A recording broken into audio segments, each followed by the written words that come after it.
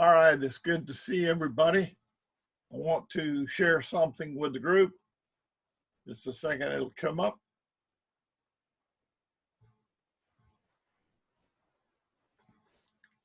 This morning, we're going to appreciate the readings of the brethren about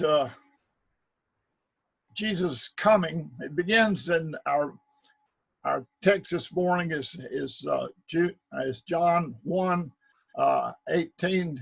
It's actually the whole chapter is about the coming of Jesus. But a couple of years ago, we had an experiment where we went to a comet that was coming by, and we spent a bunch of money sending this stuff all across. We went actually into space, and we had a pinch of dust, and we unlocked the secrets of the universe. In fact, we sent 200 million to do it, but we got this little piece of a comet going by that tells our scientists something about what's going on in the world. And I think it's interesting to remember, I was also spent this last week watching something about going to Mars, and we're spending lots of money looking at Mars. In fact, a guy in Florida was actually in California because he remotely was in Mars all the time, but he wasn't on Mars. He was only in California, thinking it was in Florida, working out, going to Mars. So you see, we get so connections, we get lost to each other.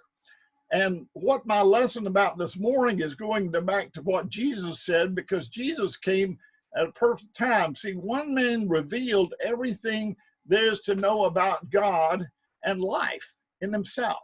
That's Jesus Christ. The meaning of life is found there so clearly in Jesus Christ. And I appreciate all the readings this morning to back this up as well. How long have I got to be with you before you understand what God is doing in your life? But we go to asking the question, who is Jesus? But John is pretty honest about it. He just actually speaks very clearly to this, because he says he's the firstborn of all creation. In fact, the first Adam came. In fact, Paul talks about Jesus being the second Adam. And we can get a long conversation of what that means. But you think about it, God created everything for his glory. And when you understand that life is about his glory, then the relationship with him becomes even more important. Jesus was present at creation. In fact, if you go at the first of John there, he says in the beginning, he was there to create everything around us. And we have to remember this as we think about this relationship we have with God. Because, we're living in this virus scare. And whether you wear fear on the front of your mask or you put faith on the front of it, it's according to who you are and what you're doing. And you've got to see it. But in this picture this morning, this relationship, Jesus is the head of the church. He created the church for his glory, and he started for his purpose. And it's funny how God waits a long time. In the Old Testament, you remember he took Abraham and he brought him. He said, "This land where they're living, your children will inherit it." But it was hundreds of years later before they inherited it, because God doesn't worry about time. He worries about doing his will in all of life. And you really don't know what you're going to do with life. You just got to understand the relationships that count.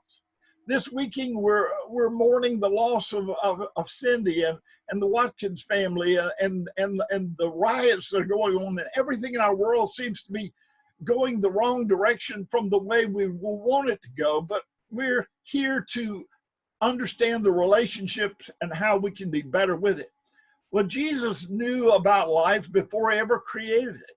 In fact, I'm amazed that Jesus came knowing that his coming would mean that boys would be killed after he was born, because he knew Herod would do this. But he came anyway, because God's in charge and not us. And we have to see that Jesus is the head of the church. He gave himself for it to establish it. The church was not here by accident. It's here because God intended it should be here, and we give him honor in all that we do. But who are we? Who are we in this relationship? If God understood this before he ever started, why did he make us the way we are? Well, we were estranged. You remember, it's interesting that the people that were God's people, the Israelites, were the people who actually, their leadership killed Jesus. It's interesting. But God knew that even in our most religious ways, we get going the wrong way because we're estranged. Because you see, you remember, here is John who was coming to call us, to reconcile us. In fact, he goes and he preaches in the wilderness to come back to God and be baptized and start again. And they were religious people being baptized because God's trying to redeem us. And he never stops that work. He's always doing it. But we are enemies of God because we are human by flesh and we're weak in it. And, you know, human beings do the least they can to try to get away with it. But when we're called to something better, we do our best. And best is a gift of God. It's not a best of ourselves. Because if we are ourselves, we come on ourselves and we become our enemies. But instead of enemies of God, now we become friends of God. We don't deserve this relationship that's made by his grace and his love, but we were enemies and now we're his friends. He came to the people that were his people who crucified him, and he came to them and offered himself to them to bring us back into his glory and into what life is all about. It's interesting that just like the Jews of the war before, we are lost too.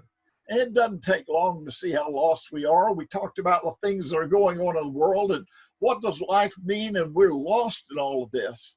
But when we believe in Jesus Christ, then we come to being found, because you were created for a purpose, and that purpose is God's purposes, not your purposes. And if you don't see that, you don't have the way of faith that leads you to something more than who you are. The way of faith makes you to be found in Jesus. I don't deserve this, but God has given you life for his glory, and he wants to redeem you. We're imperiled. It doesn't take long, whether you live in a riot city or not in a riot, just hearing about it in the news, we're imperiled by everything in life. And it's like, you want to know why your blood pressure goes up and down? You don't know. But isn't it great that you have a blood pressure to reflect on and remember and learn that God's in charge instead of yourself? We're imperiled in so many things of life. But with Jesus Christ, we go from being lost to being saved. We're in his hands. Whatever happens, there to his glory. And we are calling back to be touched by him. Well, what does this do for us? If we were saved for a purpose, not some grains of a comet somewhere, but because God created us, what does this mean? Well, it means that we ought to be holy. Jesus came to the world and he was holy and he did not sin.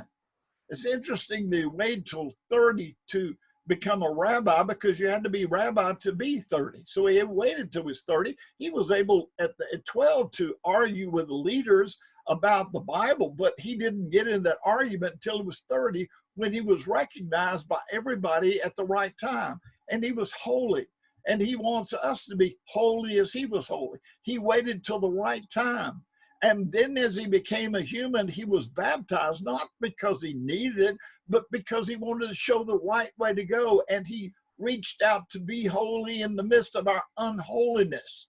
And then he went in the wilderness for 40 days and did without food. And he never ate. Even after Satan tempted him, he didn't sin, and only God fed him. He didn't feed himself.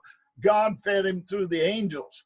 But being holy is not something we do naturally. It's something we have to learn from Jesus. Jesus was holy. He never did wrong. When a woman was caught in an adultery, he said, the one without sin, throw the first stone. And then he turned to her, neither do I accuse you, go and sin no more. He was lifting up in the middle of our unholiness. And I want us to see that God is holy and he's leading us to be holy. we have to continue in the faith, because sometimes we lose our faith. We get lost in all the chaos that's all around us, because we are human beings and we get caught in whatever is moving us at the moment and how we feel and where we are. But continuing faith means that we refocus ourselves over and over again back to Him. Not that we're always right, but we're walking in God's way for our life. But then we have to have hope, folks. And let me tell you, we are a gift to the world with hope, to reach out to other people and to lift up when people don't know where we're going. God has a purpose for all of this. Understanding it's far beyond our ability, but we have to understand that He's in charge and He's given us life, and He's given you your life for a purpose. And that purpose is to bring Him glory. Not that you have to do, but you get to do, because you are led by faith and by being His people in the midst of this world. And then we've got to be willing to suffer for others. And folks, and it's an easy thing to say, but it's hard to say. Sometimes people say, well, don't you like that? And I said, well, I don't like it, but what can I do to help? Where can I reach out and lift other people up? And we're not always able to do this. Sometimes we're selfish and we pull back, but that goes back to the continuing way of faith, that we have to reach out and say, no, I can do it better. Let me try again, and I'll do better this time than I did the time before. You see, then we've got to learn to serve. And this is so important for us to do, to remember all that God is doing, that we go forth, that we give ourselves to Him in service, that we're living in all that God has. We have to proclaim this word over and over again. And it's not always that I know the answer, but I know the one that loves us the most. And He's the one I want to share with you today. And He's the one that's a part of my prayer as we go back to John 1, and what John is introducing us to is the coming of John the Baptist was the beginning of God in our world for all time and for eternity.